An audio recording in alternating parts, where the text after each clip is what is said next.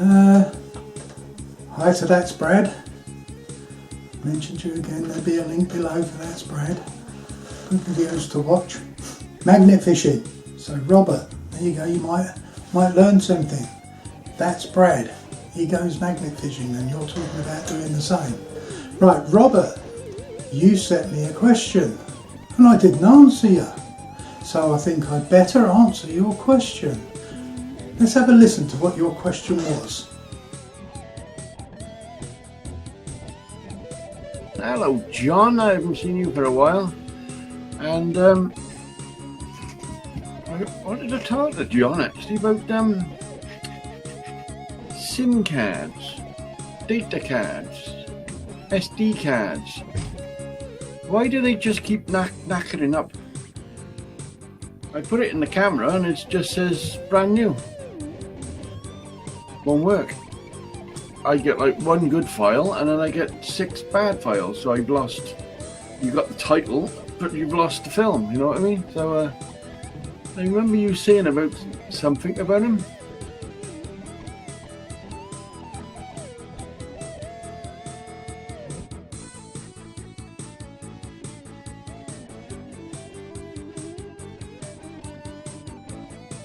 Right, SD RAMs, we all play with them. And if you're like me, you get one that packs up. Rob's had a few pack up, as you've heard. And you put it to one side and you think, I'll have a look at that, I'll pull it apart and see what's inside it. So I put it to one side.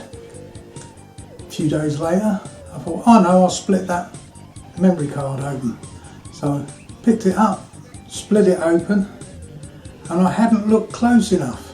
I picked up the wrong one. I picked up a good one. It's not good anymore. Right. Now,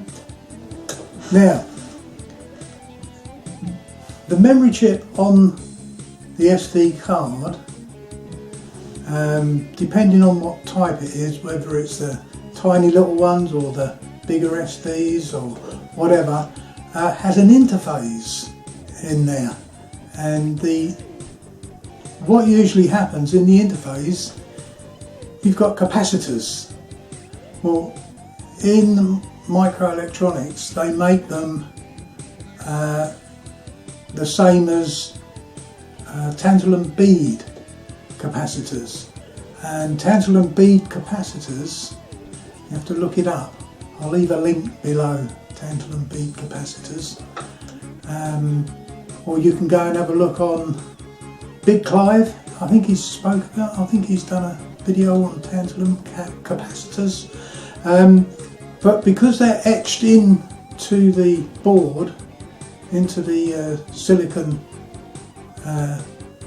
layout of the circuit for the interface that goes in between your 7 or 8 pins, 9 pins that connect your SD card to the interface. The interface then is internal, that it connects to your memory, the actual memory inside, and it has to have that so that there's some real basic level interaction between what you're trying to do and how it stores it. And tantalum capacitors are burnt in with the burn of the IC circuitry, and tantalum capacitors or any capacitors, I would say on my personal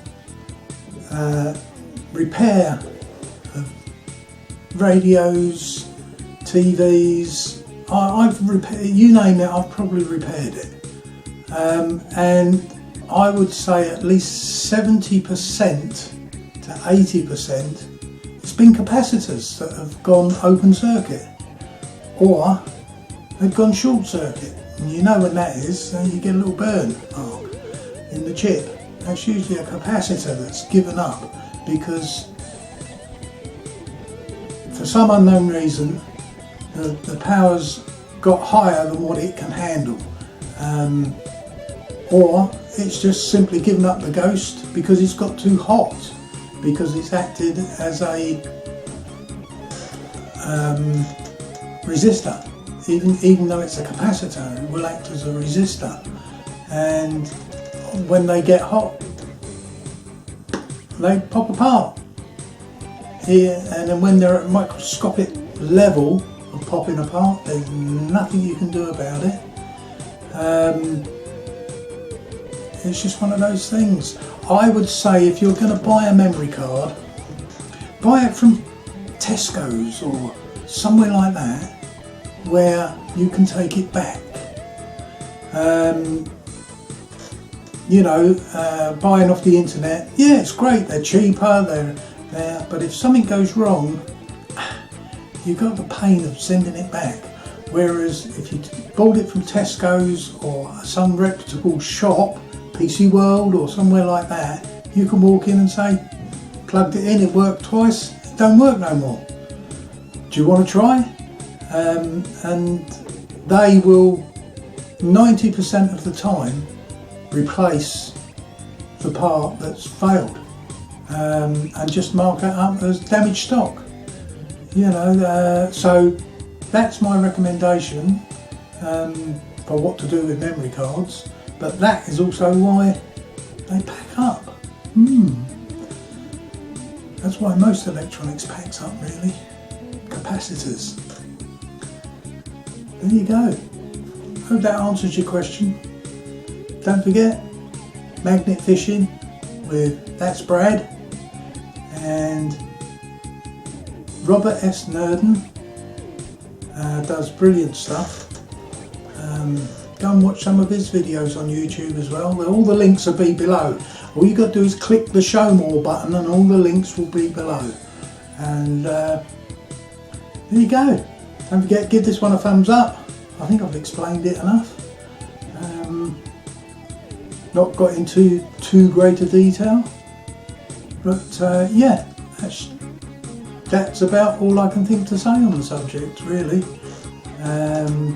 Hope that answered your question, Rob. Thumbs up, like the video, or thumbs down, as Rob said, don't care. Catch you all later.